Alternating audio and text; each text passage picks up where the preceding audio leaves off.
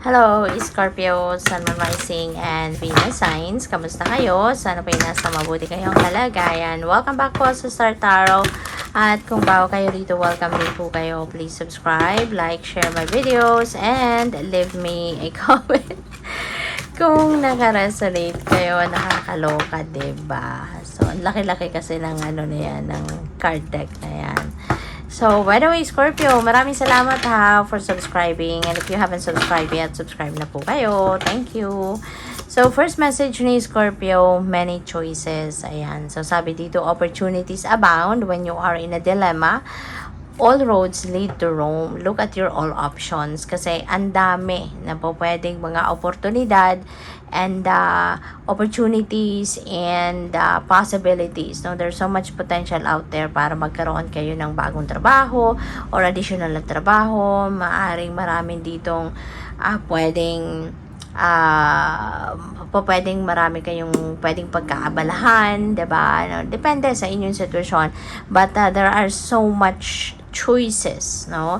Na pwedeng nandiyan sa inyong harapan. At binibigyan kayo ng universe ng liberty to choose kung ano yung mga bagay na sa tingin ninyo makakabuti para sa inyo, sa tingin ninyo kaya ninyong gawin, or may enjoy ninyo yung gano'n, ano? So, good luck sa'yo.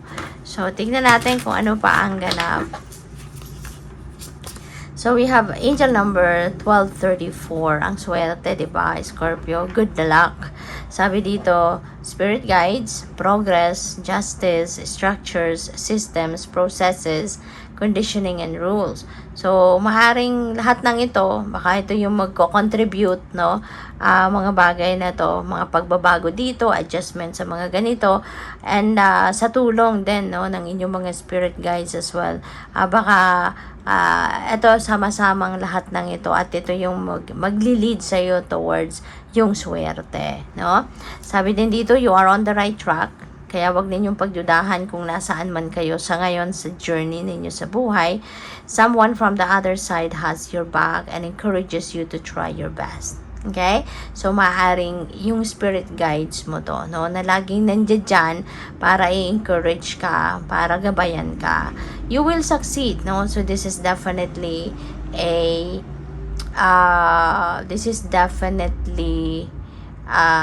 assurance, no, para sa inyo na you are going to succeed talaga. Observe your surroundings and communicate clearly. Be sure that everything will fall to pieces. Okay? At lahat ng yan, ano, dahil you are divinely guided, nandiyan dyan lagi yung mga spirit guides mo para tulungan ka, suportahan ka, yan ay makakamit mong tagumpay na yan, no? So, maraming salamat, no, Scorpio, for not skipping the ads. Malaking tulong po yan sa akin. And also, please click the join button sa baba ng video kung gusto po ninyo na mag-member sa channel. Thank you. At sa mga cross-watchers out there, hello po sa inyo. Thank you. So, yung next card ninyo, next message ninyo is the Moon Energy. So, Moon Energy is reminding you, no, to always listen and follow and trust, no? Mahalaga na magtiwala kayo sa inyong intuition. Kasi yung intuition natin, divine guidance natin yan. Ito yung ating konsensya na sinasabi natin. Makinig kayo sa inyong konsensya. And that is your intuition. Okay? So, always listen to that. Kasi guidance, no, is never ending para sa'yo. Lagi kang binibigyan ng guidance ng divine universe. And usually, pumapasok yan through our intuition. Alright? Maaari din dito na may mga path, no, that will be revealed to you by the divine, at ito na yon siguro, diba? Kaya importante na lagi kayong makikinig, no, sa inyong intuition, because marami, no, ang i-reveal sa iyo ng divine universe na aside from gabay, maybe those are opportunities ipapakita sa inyo dyan kung saan kayo papunta, or you will be led toward those opportunities na dapat ninyong mapuntahan. Okay? So, we have Ace of Water. Napakaganda kasi si Ace is a new beginning energy. At saka yung Ace of Water, blessings ito, no? These are overflowing of blessings na ibibigay sa iyo. At ito yung mga bagay na kailangan ninyo sa buhay. Ito yung mga blessings na ibibigay sa'yo na mahalaga sa buhay mo sa ngayon. Ano? Yun ang kailangan mo, yun ang needs mo. Your needs will be met. Okay? So, it could be anything. It could be related to relationships. It could be related to love. It could be related to money. So, depende sa inyong sitwasyon.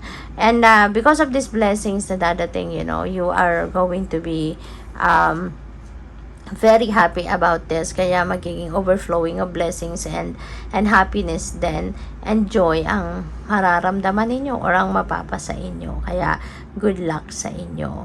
Maari din na magsisimula kayo dito ng bagong relationship or bagong yugto sa inyong relasyon. Pwedeng merong pagde-level up dito ng inyong romantic relationship. Baka merong wedding dito, may mga pagpapakasal, or mayroong papasok sa bagong love and romantic relationship, no?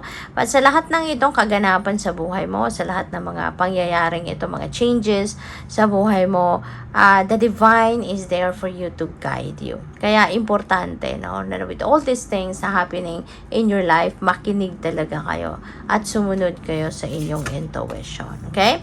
So, we also have the page of fire. Ayan. So, there are news coming your way. Maraming mga balita, maraming impormasyon ang pwedeng lumapit or dumating sa buhay ninyo around this time. And kung ano man ito, no, this is going to be yung bang ito yung mga bagay na magmo-motivate sa'yo. Ito yung mga bagay na talagang gigising ng iyong passion. Ito yung mga bagay na maglalabas ng inyong potential, ng inyong creativity, ng inyong enthusiasm and optimism, no? So, good luck sa'yo. So, what else? We have transformation. Merong pagbabago, no, na magaganap dito. But, yung pagbabagong ito is something na hindi mo idea, hindi mo kagustuhan, ano? Hindi ito yung plano mong gawing pagbabago, but this is the universe going to intervene in your circumstances. This is the universe going to do this favor para sa iyo na baguhin na ang inyong sitwasyon. Okay? So, there could be life-changing events, no, sa buhay mo. There's going to be a little shake-up dito sa buhay mo. But, yeah, kung ano man ang mga pangyayaring ito, ito yung magdadala sa inyo doon sa destiny ninyo. You will be aligned, no, with your destiny. You will be aligned with your purpose in life. Kaya marami kayo ditong marirealize, marami kayo ditong mapag-iisipan, na mga bagay na marirealize ninyo, no, kung na the divine is really powerful, that the divine is really going to bring you to where you need to be. 'Di ba? Kasi maaring pag nakarating na kayo doon sa kung saan kayo dadalhin ng change na to, maiisip ninyo na, kaya pala merong ganito, ganyan ako napapansin noong panahon or kung kailanman. Eto na pala yun. Yung ganon, ngayon mo palang maiisip. Kapag nandito ka na sa posisyon kung saan ka man dadalhin ng event na to, tsaka mo lang siya maiisip, tsaka mo lang siya marirealize, no? So, what else? We have the 7 of air. Ayan, so there is, dalawa pala sila.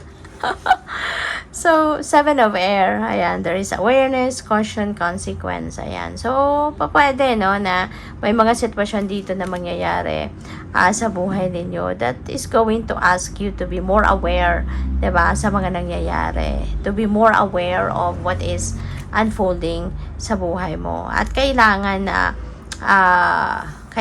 maging cautious ka then sa bawat galaw na gagawin mo. This could be a warning para sa iyo na maging maingat ka. Pag-isipan mong mabuti before you do anything or before you say something or do anything. Make sure na cautious ka and you are aware of what's going to be the consequence na kung ano man ang mga bagay na gagawin mo, yung ganon, diba? Para alam mo ang possible na maging resulta or alam mo yung maging possible na epekto nito sa buhay mo, yung ganon. So, you also have the 6 of water. Ayan, so maaari ang iba sa inyo, no, you are reminiscing your childhood. Maaring sa ngayon mag-isa ka, you're alone, nagdidilay-nilay ka, nagmumuni-muni ka, and maybe you are yung isip mo is going back, 'di ba, sa inyong nakaraan, no? Yung mga times na nung bata ka pa, nung mga times na ikaw ay bagets pa at masaya, 'di ba? Walang problema, maaaring 'yun ang binabalik-balikan mo na maybe sinasabi mo na sana, 'di ba, yung buhay natin ngayon ay katulad din, no, ng ating buhay nung tayo yung mga bata pa na wala tayong pinoproblema. Yung mga ganun ba? So, good luck sa'yo. Thank you for watching. Love and light. Namaste.